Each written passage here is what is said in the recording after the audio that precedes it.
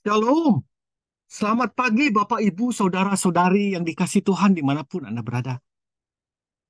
Kembali kita bertemu dan kita satukan hati kita bersatu di dalam doa kepada Tuhan. Mari kita berdoa.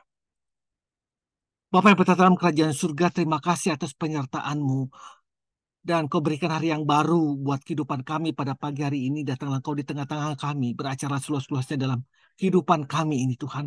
Agar kami boleh menjalani kehidupan ini dengan seturut dengan kehendak Tuhan. Di dalam nama Tuhan Yesus Kristus Tuhan kami yang hidup. Amin. Non-fisik.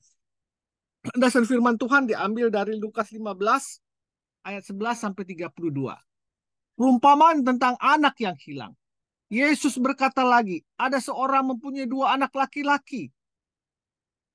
Kata yang bungsu kepada ayahnya, Bapak berikanlah kepada aku bagian harta milik kita yang menjadi hakku. Lalu ayahnya membagi-bagikan harta kekayaan itu di antara mereka. Dan beberapa hari kemudian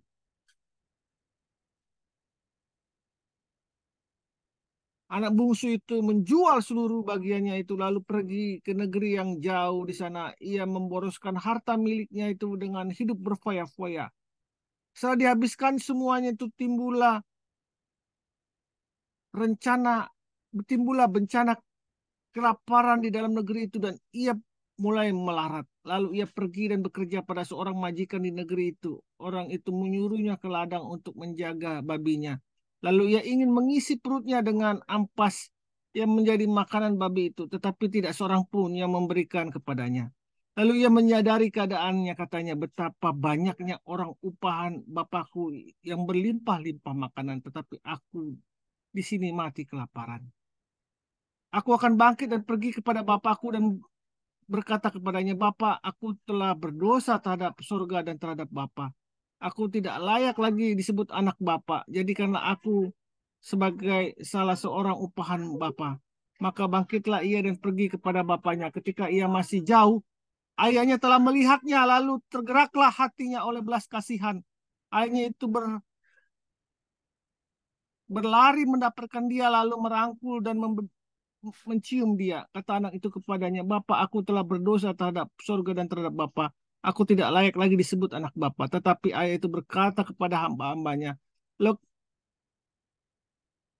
lekaslah bawa kemari jubah yang terbaik, pakailah itu kepadanya, dan kenakanlah cincin pada jarinya, dan sepatu pada kakinya.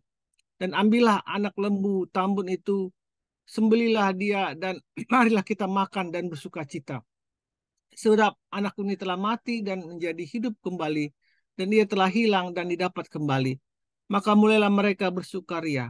Tetapi anaknya yang sulung berada di ladang, dan ketika ia pulang dan dekat ke rumah, ia mendengar bunyi seruling dan nyanyian tari-tarian.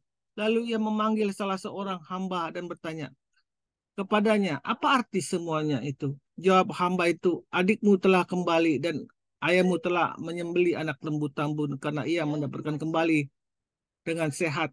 Maka marahlah anak sulung itu dan ia tidak mau makan, tidak mau masak, tidak mau masuk. Lalu ayahnya keluar dan berbicara dengan dia. Tetapi ia menjawab ayahnya, katanya, telah bertahun-tahun aku melayani Bapak dan belum pernah aku melanggar perintah Bapak. Tetapi kepadaku belum pernah Bapak memberikan seekor anak kambing untuk bersuka cita dengan sahabat-sahabatku. Tetapi baru saja datang anak Bapak yang telah memboroskan harta kekayaan Bapak bersama dengan pelacur-pelacur, maka Bapak menyembelih anak lembu tambun ini untuk dia. Kata ayahnya kepadanya, anakku, engkau selalu bersama-sama dengan aku, dan segala kepunyaanku adalah kepunyaanmu. Kita patut bersuka cita dan bergembira karena adikmu telah mati dan menjadi hidup kembali, dan dia telah hilang dan didapatkan kembali. Kita bisa dilihat di sini bahwa dosa-dosa yang diperbuat oleh si adik atau si bungsu ini adalah perbuatan-perbuatan dosa fisik. Tetapi kita juga bisa melihat di sini apa yang dilakukan ala si sulung itu. Iri hati, marah, dengki itu adalah dimensi dosa non fisik. Perumpamaan anak hilang ini menjelaskan apa yang saya maksudkan. Apa yang dilakukan oleh si anak bungsu dengan perumpamaan itu adalah dosa fisik. Serakah, rakus, mengumbar nafsu, berfoya-foya, memboroskan harta untuk menikmati daging. Sedang di ujung yang lain ada abangnya, si sulung. Dosanya juga bersifat non-fisik. Mudah tersinggung, kurang mengasihi adiknya, tidak berhati lapang, sulit mengampuni, dengki. Ini lebih berbahaya daripada dosa fisik, dosa non-fisik. Dosa-dosa fisik atau dosa-dosa jasmani mudah dilihat dengan mata jasmani, yaitu melakukan umpat kutuk, pelacur, pengcopet, lain sebagainya. Tetapi tahukah Anda bahwa banyak sekali dosa non-fisik, kedengkian, benci, iri hati, tidak jarang mereka adalah orang-orang yang kita hormati. Walaupun kita tahu bahwa mereka itu adalah orang yang pendendam, tinggi hati, tetapi dengan mudah kita memakluminya. Kita dibukakan pada saat ini bahwa hati-hati, bahwa bukan saja dosa si bungsu, tetapi dosa si sulung itu juga ada dalam diri kita yang tanpa kita sadari menggerogoti jiwa kita. Kita perhatikan titah 1 sampai titah ke-10. Mengapa Tuhan menaruh titah 1 dan titah ke-6 itu adalah dosa non fisik? Ya, hormatilah orang, hormatilah apa Tuhan Alamu. Jangan ada Allah lain. Ya, jangan perbuat patung bagimu. Jangan mengucapkan saksi dusta.